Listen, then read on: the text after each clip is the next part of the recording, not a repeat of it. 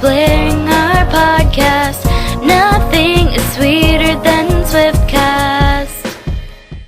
Hey guys, welcome to episode 127 of Swiftcast. This is Ashley. Adam. Steph. And Ashley. And Taylor has been doing so much this week, I don't even know where to start. It's been a busy week. It seemed like just when we thought that the tour was winding down, she came out with all of this promo. She has all these new photo shoots and interviews and videos that she did for the Grammys, and just every time I come online, there's more stuff to look at. Yeah, and even in addition to that, she's been busy in the Midwest, in Omaha, and Iowa and Nebraska.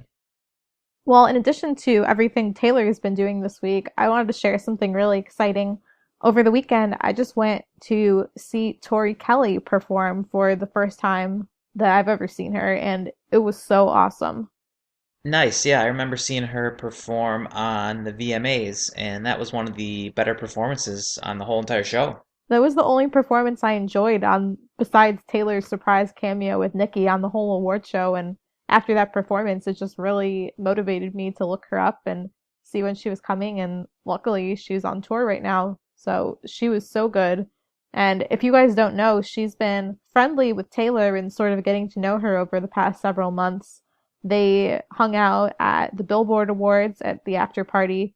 She attended the 1989 show in Santa Clara, where she wasn't a guest, but she hung out with Taylor and Fifth Harmony backstage, which was really cool.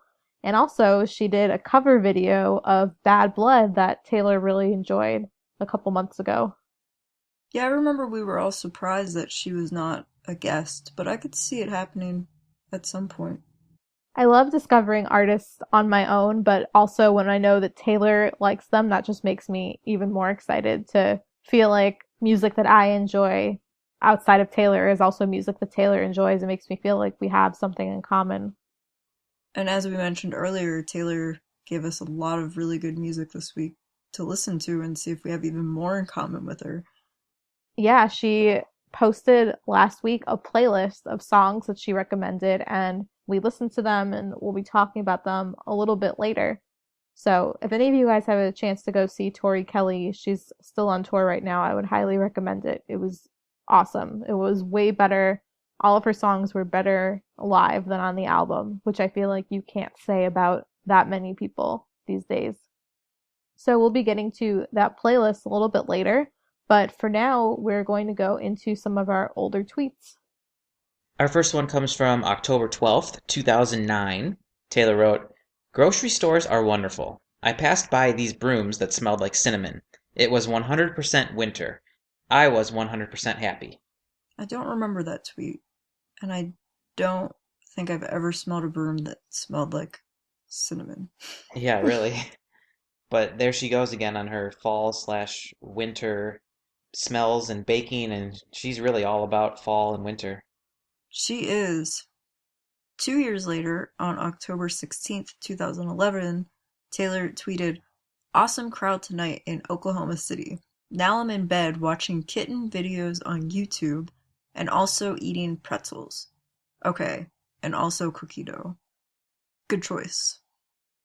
Our next one comes from October 6th, 2012.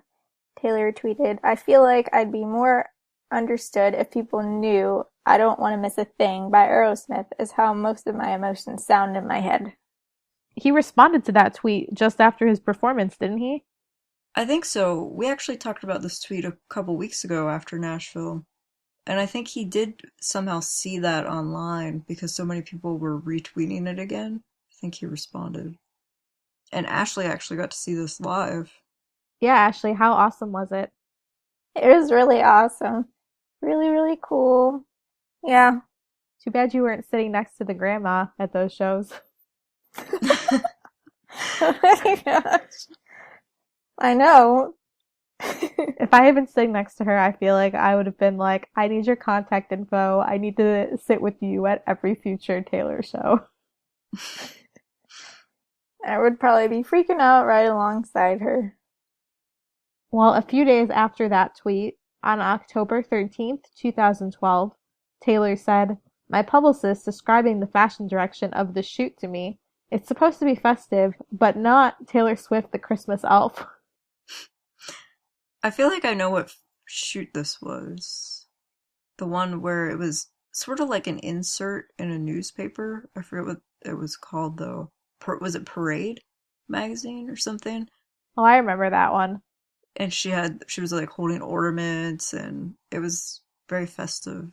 It seems like as soon as September, October hits, Taylor is full force in holiday mode. She is. Which is why I'm surprised that we haven't gotten any recipes or winter or fall tweets really from her yet. We haven't. I bet we will very soon. Yeah, she's so busy, but she probably will soon. Our next one comes from October 12th, 2012. My dad's all, "Can you try using these new guitar picks?" And I'm all, "Sure, I'm not picky." Then I'm all, "Get it? Ha ha ha ha." How was that 3 years ago? I feel like that was like last year. That's crazy. Scott Swift, Mr. Guitar Pick. Our next one is from October 7th, 2013. Taylor tweeted, "An inside look at our last Red Tour shows in the US, featuring Luke Bryan, Hunter Hayes, Rascal Flatts, and Ed Sheeran." Oh, my heart can't handle it. And this is actually the video where we got to see the chant before Taylor would go out on stage. "Rock 'em, sock 'em, knock 'em dead. Music City, this tour is red." And I'm just dying to know what the 1989 one is. And we still don't know yet. Our next one comes from October 4th, 2014. So just last year, Taylor tweeted, "To see my dad photobombing is to see him at his happiest." And it was a picture from the Secret Sessions where Taylor's posing with some fans and he's just waving his arms in the background. While the last one for this week is from October 15th, 2014. Taylor tweeted, "I wish I could dress my cats in Halloween costumes, but the one time I tried that, Meredith tried to jump off a balcony." Doesn't surprise me. Yes, I could see Meredith not wanting to wear a Halloween costume. Have you guys noticed, because this is definitely a new thing, that at the Taylor Nation booth now they have giant Meredith and Olivia cutouts? I did see that, and I would definitely want to get a picture with them. I wish they'd had those before. Me too. Well, those are our older tweets for this week, and now we have a whole bunch of news for keeping up with Swift. Our first one is about the album 1989 and how it is still dominating. It has spent 49 straight weeks in the top 10 of the Billboard 200, and in addition, it is also still the top-selling album of 2015.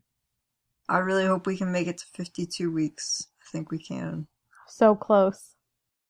In other exciting news, the Wildest Dreams music video is already Vivo certified. It was just released at the VMA Awards, so a little over a month ago.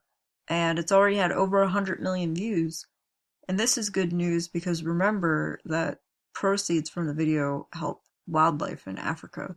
So keep watching it. It's for a good cause. And you get to see Taylor. In our next piece of news, Taylor has now surpassed 50 million followers on Instagram. And as she says, she suspects that it's only because of her cats.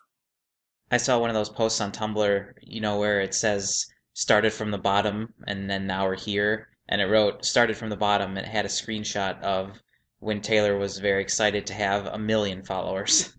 Wow. And when was that? How long ago was that? I don't recall. That's crazy, though. Well, the next piece of news is that Taylor was seen leaving a recording studio last week, and I think people were very curious about what she was doing, but it seems like she was there to film the Grammy videos talking about 1989. Oh yeah, now that you mention that, that does sound right, because it looks like she was wearing the same outfit when she was photographed outside as she was during the interview. Does that sound right? I mean, I'm like 99% sure that that was what that was. My thought when seeing her leave the studio was, since she used to go to a fake gym that was actually a studio, is she going to a fake studio that's actually a gym? Maybe, you never know. But those Grammy videos, that just came out are really awesome. Hearing all about the making of 1989, and we're going to be talking about the first two of them a little bit later. Well, Taylor was featured on the cover of NME magazine, and I found out that NME stands for New Musical Express, and that is a British music journalism magazine. So that's pretty cool. There was some cool photographs that went with it, as well as a full-length article, and we are going to be previewing that article later in our main discussion, but next week we will go more in depth into it because it's pretty long, and we want to pull it apart and look at some of the things that were written there. Taylor is also on the cover of GQ magazine, and this is her first time appearing on GQ. It's a good photo, I think. And like Adam said, there's an article for that as well. The cover was actually leaked over a week early, so we'll be talking about that interview a little later next week as well. And finally, Taylor is on the cover of Vogue Australia. I just looked it up, and it's a really pretty cover. She looks very different, though. The headline, well, there's two headlines on the cover. One is a quote from Taylor. It says, "I want to surprise, not shock," which I think is a cool quote for the cover. And then the other headline on the cover says, "New Romantic, a fashion renaissance." So I'm assuming that that has to do with Taylor, playing off of her song. And the outfit they have her in is really pretty blue color. It's like a long dress, and she has some sort of scarf on, and the dress has like a very low cut, but then the rest of her is covered, which I feel like is what she usually likes to do with her style. She'll have one part of it that's more revealing, and then the rest is covered, and I think it looks very classy, and her hair is a little different. It's sort of like, I don't know if they gave her some sort of extensions for this, but she has like a choppy, shoulder-length, layered haircut. Yeah, I like it. And her hair appears to be like kind of a dark brown with blonde highlights. Definitely makes me wonder what her hair will be like for the next era. Exactly. I've been saying for months I think she's going to change her hair color. It's the only thing she hasn't done yet. Yeah, I think she'll do either brown or red. I'm leaning more toward brown, especially because look at Wildest Dreams. I feel like she was preparing us. I also feel like that's like it was an opportunity for her to test it out and see how she liked it too. Yeah. I like it. She's one of those people who it doesn't matter what she wears or what her hair looks like, she looks good. She could wear a garbage bag and have blue hair. I just remember how shocked I was when she first cut her hair, and now I just can't even picture her any other way. I'm so used to it. Even with the bangs, too, people were sort of flipped out about it a little bit. Like, oh my gosh, she changed her hair. But it quickly grew on me. I thought that she would never look right to me without long hair, and now the long hair to me looks like it's not even her. It's so strange how your perception changes over time. The whole hair changing thing, it's also, if you remember, Taylor's very first Vogue cover is when she did cut her bangs. She was getting ready for the photo shoot and she just said, just cut my hair, and then cut her hair. That's true. So I could totally see this being like a preview. It's Vogue. If you're gonna change your style up and Vogue approves, then it's probably a good call. Gosh, that made me just think of how in that Vogue spread they had those pictures of the entire band. Yes, those were great. That was amazing. Well, now coming up on our calendar, we have several shows over the next week or so taking place. On October 12th, Taylor's going to be in Fargo at the Fargo Dome. On October 17th, she will be in Arlington, Texas, which is basically Dallas, at the AT&T Stadium. On October 20th, she will be in Lexington, Kentucky at Rupp Arena, which thank God I will be at because I'm having withdrawal. And then on October 21st, she will be in Greensboro, North Carolina at the Greensboro Coliseum. Can you guys even believe that there's less than 3 weeks left of this tour? Yeah, from the time of recording this, we have 20 days left. In the US. In the US, you're right. Our international listeners are about to be thrilled. We are about to be very depressed. But I think it'll be interesting to see if she changes anything up for the international tour dates. Yeah, she usually does, doesn't she? Yeah, She might just go ahead and debut her new hair at those shows. she's done it before. Remember Speak Now with the Bangs in Australia? And for the last Red shows in Asia, she had her short hair already by then. Yeah, it was always so weird. But for the haircut, she did that in February, right after the UK dates of 2014. So we'll see. Well, now it's time for our mini segments with a few Swifty problems. Our first one comes from Michaela Wood, 27. I have some serious bruises on my knees from the barricade yesterday. Hashtag Swifty problems. Aw, Michaela. Our next one is from Vinny on Twitter, and he said, when you hear people sing blood runs out instead of blood runs cold, and you just feel the anger build up. Swifty problems. Blood runs out. That sounds sort of life-threatening. Yeah. I actually haven't heard that, but can see why that would be frustrating. Our next one comes from at Melissa My 108. She says, what will it take for Taylor Nation to follow me? Hashtag Swifty problems. Hashtag losing hope. Do they follow a lot of people? Not too many. We don't know the magic trick. Just keep trying. Our next one is from at SwiftSlays89 on Twitter. I guess I'm the only one who fangirls over the 1989 voice memos more than the tracks. Swifty problems. No, you're definitely not. And our last one comes from Lydia Licious X. Studying Spanish and waiting for Taylor Swift to follow me. The usual. Hashtag Swifty problems. Now I think that follow will be a little bit harder to get than a Taylor Nation follow. I think so. Well, now it's time for our fashion segment, and we have a few really cute outfits from the past week. The first one is from October 7th when Taylor was leaving MSR Studios after she filmed her listening session with industry people, which we'll be talking about very soon. She wore an Aritzia Babaton Joanne sweater in black, which is $95. And then she wore these black Urban Outfitters Court Shop James high-rise suspender jeans, which are really cool. Unfortunately, those are sold out.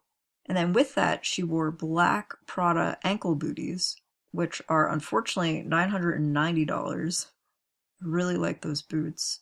And they're also sold out. But it was a good outfit overall. Well, Taylor is featured on the cover of GQ for November 2015. And in that photo, she's wearing a James Purse long skinny tank, which is $85. Isn't it cool that this was her first GQ cover and she wore just an $85 tank? That's all she needs. Yeah. Like you just said, she could wear a garbage bag.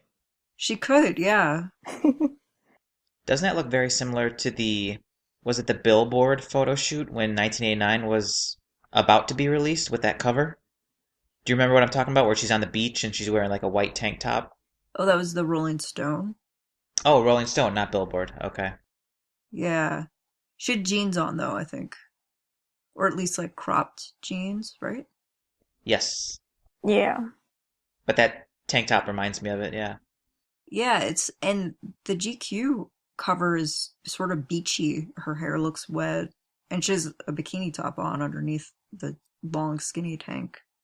Well, actually, I think she has a string bikini on because you can see strings underneath the tank. So it's very beachy. She always finds a way to be sexy yet classy without revealing too much. Yeah, if you compare other GQ covers. This is probably the tamest cover shoot they've ever had. And it looks awesome. It's such a good shot. Well, our next piece of fashion is from October 8th at the meet and greet at Taylor's show in Des Moines, Iowa. She wore a self-portrait cutwork lace jumpsuit, which is $505. And actually, and we don't have the details on this yet, but at the next show in Omaha on the 9th, she wore a lace jumpsuit also, and it was so unexpected. It almost looked like a tour costume. It looked like the blank space outfit, I thought. So the fact that she wore two jumpsuits this week makes me wonder if that might be one of her new fall staples. Well, and in Omaha is where she did the photo with the golf club, which was pretty hilarious. That was one of my favorite pictures ever. That was so cool. I guess a fan wrote on Tumblr that she wanted Taylor to hit her with a golf club. She not only wrote about it, she had a video of her screaming when she was at the concert that she wanted to be hit with the golf club. And of course, Taylor being Taylor brought a golf club with her. If you haven't seen this photo yet, go just type in Omaha and Taylor and it probably will come right up. And Taylor posted it to her own Tumblr, so you can go there. Oh yeah, that's right. It's hilarious. And our last one comes from the NME magazine photo shoot. Taylor wore Tamara Mellon Miami Vice holographic suede pumps. Originally $695, but it looks like they're on sale for $243. She also wore a Millie mesh bralette, $175, on sale for $86.99. And a Libertine Japan print bomber, which is only available in stores, not online. Well, thank you to Tay Swift Style for tracking down all of that fashion, and you can go to tayswiftstyle.com to see pictures of these outfits. So now for our main discussion, like we mentioned earlier, there was so much this week that it was hard to even figure out what to talk about, but we have a few things that we really wanted to cover. And the first, I know we said we'll talk about the NME interview more in depth next week, which we will, but there was one quote from it which really stood out and we just want to talk about since we're all getting super emotional about tour. So this excerpt from the article says, "We're backstage at the 1989 tour, the blockbuster arena spectacular in support of Swift's world-beating album of the same name. This is the fourth of an unprecedented 5 sold-out nights at LA's Staples Center, and Swift is loving every minute." And then she quotes, "I was thinking about this yesterday, and it hit me. I don't want this tour to end, ever," she says, "and that's never happened to me before." Well, she can just keep it going forever. She could. We would all buy more tickets. But yeah, that's a bold statement because, I mean, I'm sure she was very sad to have the Red Tour end, but I don't ever recall seeing a statement like that. No, she told us that what was ahead was far greater. And we didn't believe her. Oh yeah, that was the tweet on the final night, right? Yeah, the C.S. Lewis quote, right? Yes. Yeah, so sort of in a similar vein, and again, we're going to talk about this way more, but Taylor actually was sort of excited about the Red Tour ending because she knew what was coming. And in this interview, she's saying she thinks people might be sick of her and she might take a little break. And that was the other huge thing people were talking about from this interview. Like we said, we'll talk about this a lot more next week, but I think there are several different ways you can interpret that quote. And, I also think that what she said, I've never felt this way about a tour before. I think every other tour, she sort of had that chapter, that era of her life, and she was ready to move on to the next thing. And I feel like she was trying to find herself and find her voice, and I just feel like this whole era has been so perfect and it's so her. It fits her better than anything she's ever done, and I think that's why she's not ready for it to be over. Yeah, that's so true.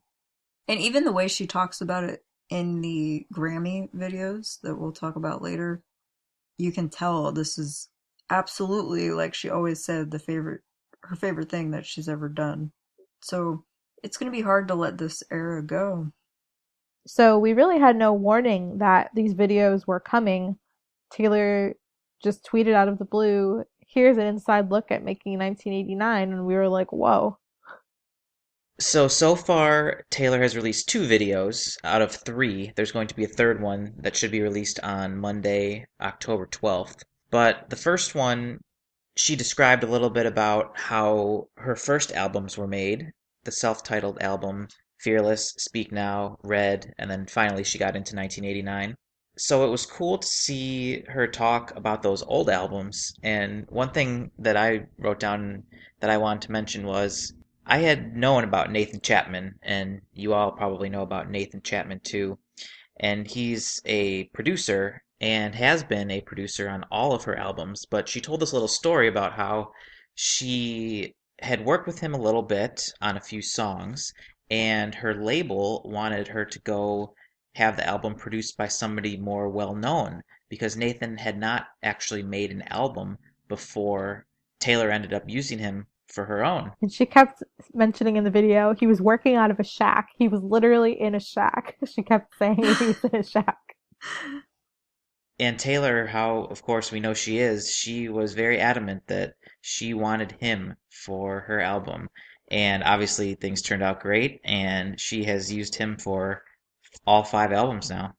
As she described it, they said, has this guy actually made an album before? And she was like, no, but it'll be fine. Honestly, I love how Taylor, ever since the very beginning, has been willing to fight for what she wants. Because I never actually knew this anecdote. I didn't know that her label had an issue with Nathan. But I do remember that Scott told her our song was not good enough to be released to radio. And Taylor fought him on it and said, no, I don't care if I wrote this when I was in 9th grade for a talent show. It's going to be a single. And it was her first #1. And so now we find out she was doing the same thing with Nathan, fighting for him. And even with Scott, when Scott Borchetta first approached her, he was just some guy wanting to start a label. He didn't even have a label, and she went with him. Yeah, she takes risks, and she has such good intuition and knows when to take those risks.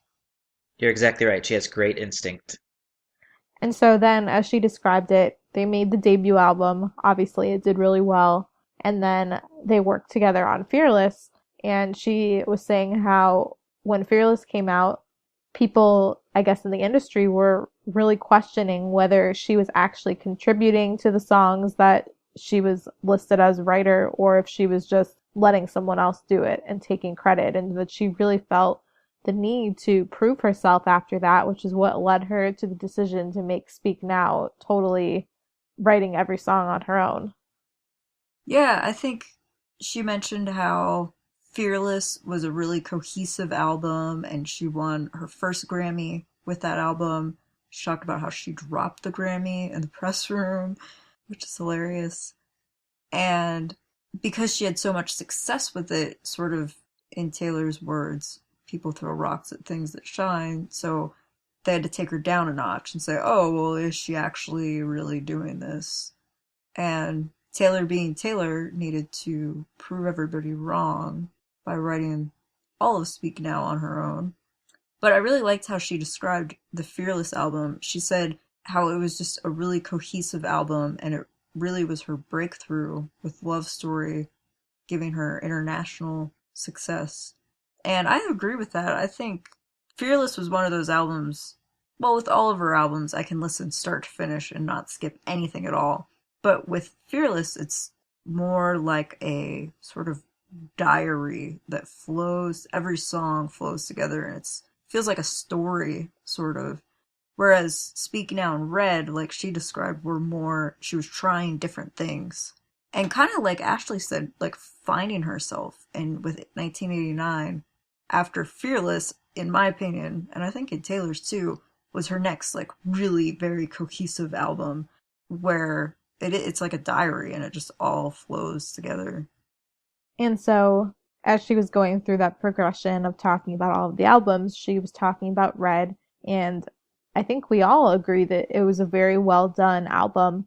You know, it was really when she wasn't quite in country anymore, but she wasn't fully in pop yet, and as a result of that, there were some country songs and some pop songs, and some might argue that the whole album actually was pop, but she was going more in that direction. And so that was when she decided to work with Max Martin and Shellback for the first time. So they worked on We're Never Ever Getting Back Together, I Knew You Were Trouble, and 22. And then she also had other co-writers and other producers doing the rest of the album. And she seemed to say that she feels now like maybe the reason why it didn't win the Grammy for Album of the Year was because it wasn't cohesive sounding enough. I loved how she described just the whole album process. She wanted to work with more and more people because that's how you learn and develop, by being exposed to new things, and that was what she wanted to do. Red really was a transition album, and she had sort of a big group of people, and then with 1989 she decided, no, I need to narrow this down and not have so many people. And one other note she mentioned about Red, which was funny, but it's also sad at the same time, is that she talked about how they announced Album of the Year, and what they said was, Album of the Year goes to Random Access Memories. They really dragged it out. I remember sitting there watching it. Yeah, and you could even see on the video that she like jumped for a split second because she thought they were saying red, because red and random, both start with R and they sound very similar. And she mentioned that she didn't go to any after parties. She cried a lot. She went to In-N-Out Burger and ate a lot after losing that award. She didn't say this in the video, but I remember in a different interview, she said that her backup singers all came to visit her after the Grammys and sort of mourn with her, just be like kind of bummed out. And she played a few of the songs for 1989, and they said something like, oh, sounds sort of 80s-ish, and then they all left for the night. And then in this interview, Taylor said she went to bed, and that night she woke up and was like, that's it. And that's what she said in this interview too. She said it was 4 a.m, she woke up, and she said 1989, that's it. That's what this album is. I just love this story because it shows really kind of like everything works out. It was a shame that she lost. Red was such a great album, but we wouldn't have 1989 if that had not happened, really. Yeah, she also mentioned in there, like, about her not winning. She was saying how that, artists don't make music to win a lot of awards. She said, but you have to take your cues from somewhere and continue to evolve. And as she put it, she said there's a few different options that you have when you don't win an award. And she said you can either complain a lot about it, you can go up and take it from the person who actually won, or you can take that as the lesson to try and improve your music. But one thing I want to say, and that I wish I could say to Taylor, was that I really hope that she doesn't discount in her mind that just because it didn't win Album of the Year, I just hope she knows what a great album it actually is, because I would never change it. I would never have wanted her to put out a different album. All the songs on Red are so special. I don't think Taylor would change anything. Everything kind of led her to where she is now. But I do think one thing with Taylor is the way she releases her albums. By the time the album is actually up for Album of the Year, it's over a year old. Well over a year old.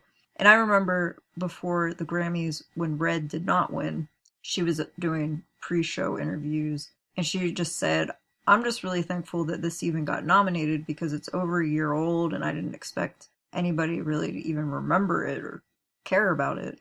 And I don't know, when she lost, I did think that probably had some sort of impact on it, because it was, for an album, being over a year old is really old. I don't think it will happen with 1989, but I think that if 1989 does not win at the Grammys, I think Taylor will actually reevaluate her release schedule. And maybe that's why, as I mentioned earlier, in the NME, she said she wants to maybe take a break.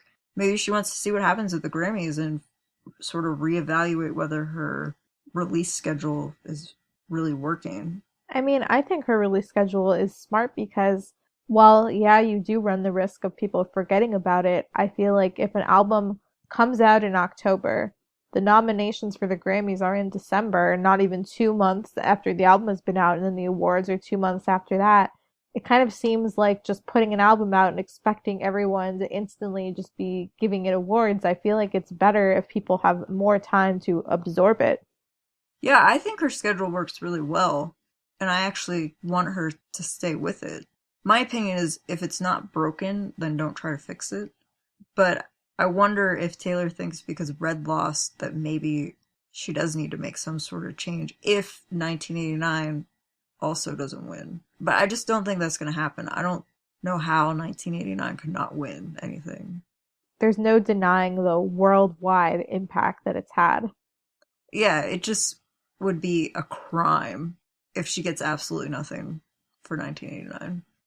So at the end of the first video, Taylor talked a little bit with the audience about blank space, and she played the voice memo, which we all have as part of the deluxe album. So there wasn't really anything new there. But then we got into the second video, and Taylor began talking first about Out of the Woods. And this was something really new to us. The first thing she mentioned is that she talked a little bit about Jack Antonoff and how awesome he is. And one thing that's really funny is that when they're together, or even when they leave each other voicemails or talk on the phone, they both really like the movie Gremlin, and they talk to each other sometimes in gremlin voices. And you got to go watch the video because it's the funniest thing. Are people going to be showing up to the tour dressed as gremlins now? Probably. This was funny. I didn't realize that because for the I wish you would voice memo at the end when she says, "Do you like it?" I guess she's using a gremlin voice there. I just thought she was being funny. But now I realize that was their inside joke. Also, she uses even a more pronounced version of that, like even more gremlin-like, in something that kind of shocked everybody. It shocked me. She played a new voice memo, which we did not get on the album. So she played the Out of the Woods voice memo for the audience, and it was what she sent to Jack Antonoff after she had recorded the song for the first time, or when she was, working on it in progress. So it's similar to the other voice memos, but it's just really cool to hear, a stripped down version with just the background music and then her vocals for the song. That was crazy. I was struck by the fact that she said a lot of pop artists write to track, and she did not have much experience with writing to track. But what really struck me is with both of the voice memos for I Wish You Would and Out of the Woods, both with Jack, both written to track, and they were pretty much finished immediately. They really didn't change much if you compare both of those voice memos to what the finished product was. So Taylor's obviously very good at writing to track. And then she played the audience the finished version, which obviously is an awesome song. And then she moved on to the second half of the video, which was about I Know Places. And it was really funny to watch her when she played it. She was getting so embarrassed over that voice memo because if you remember, towards the end of it, she starts blabbering about what she was trying to go for, and she wasn't making any sense. And she's telling Ryan, "You know what I mean, don't you?" And it was just a really funny to see her expressions and get embarrassed over that. Now I'm just making weird sounds. Yep, that's a quote from the memo. She was like hiding her face. It's such a cute voice memo, though. And one thing, I don't know if I might have read it at some point when I was looking at the booklet in the album, but Ryan Tedder did do background vocals on I Know Places, and I don't know if I knew that for sure. Did you guys? I did not either.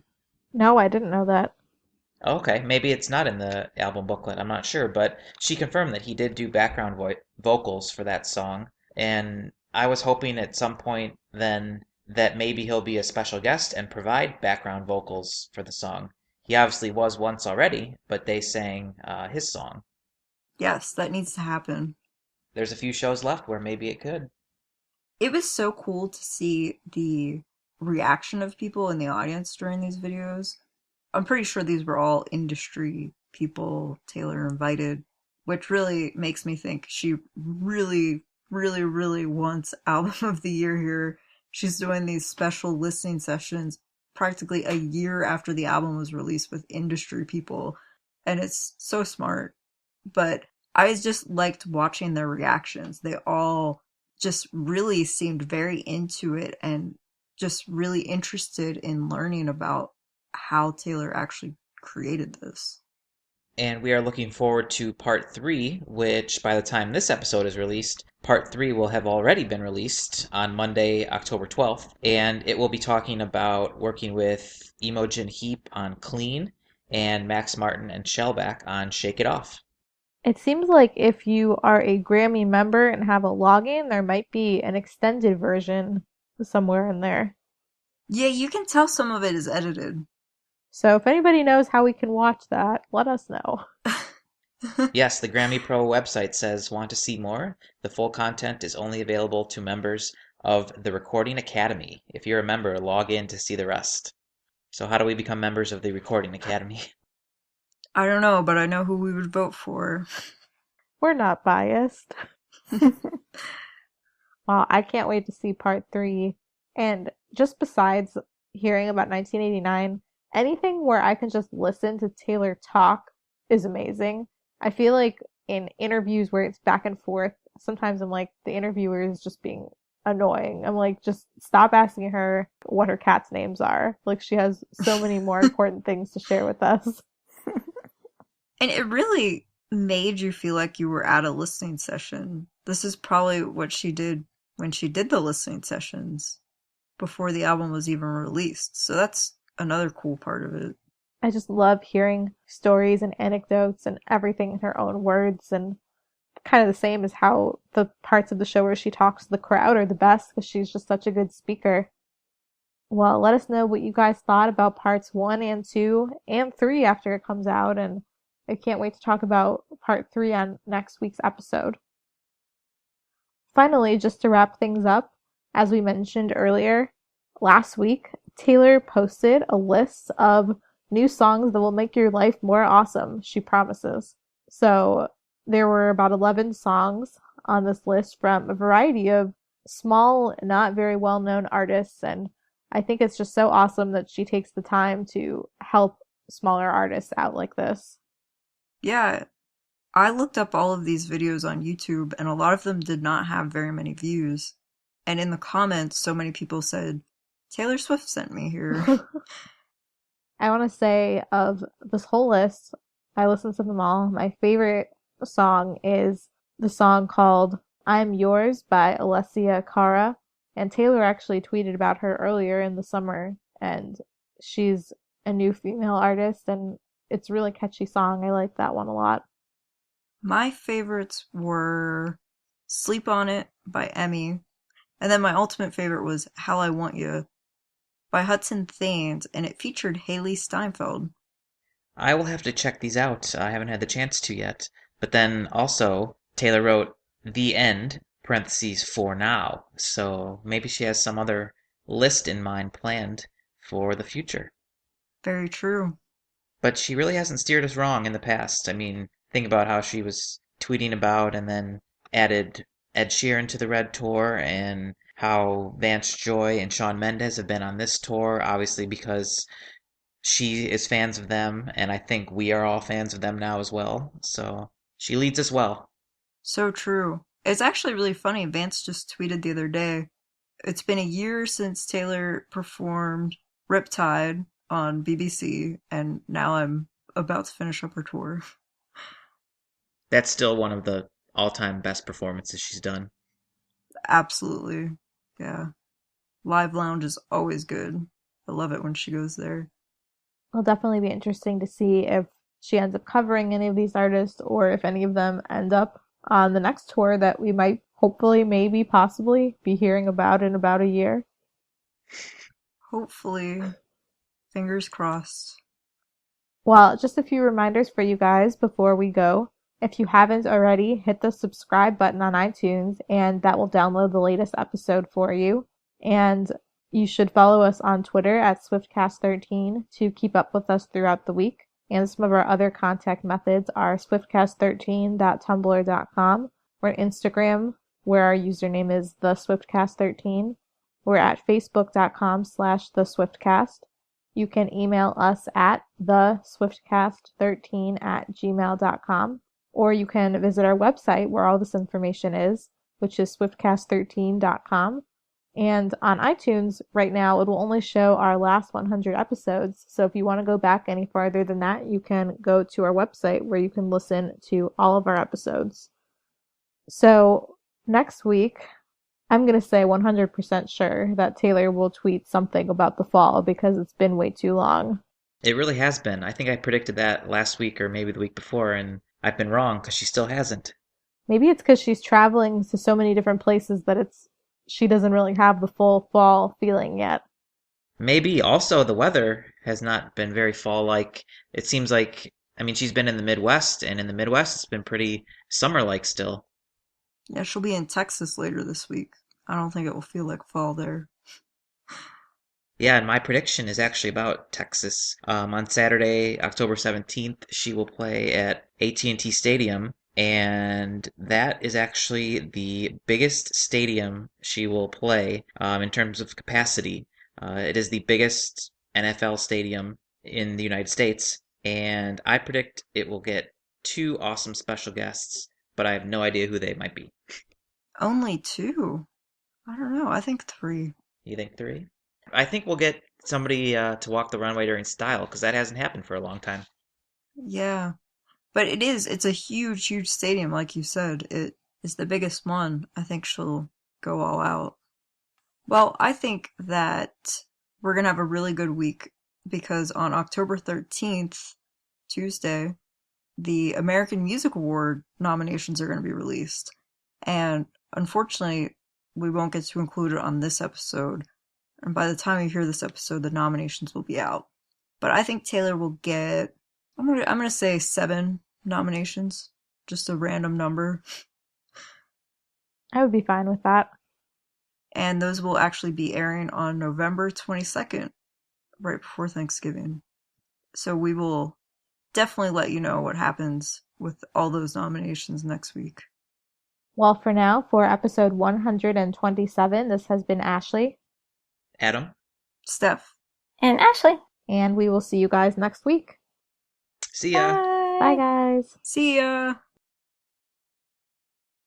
Thank you for listening to this episode of Swiftcast. Visit us on the web at theswiftcast.com. The theme song for Swiftcast was written and performed by Sydney and Chuck. Swiftcast is not directly affiliated with Taylor Swift, Big Machine Label Group, or 13 Management.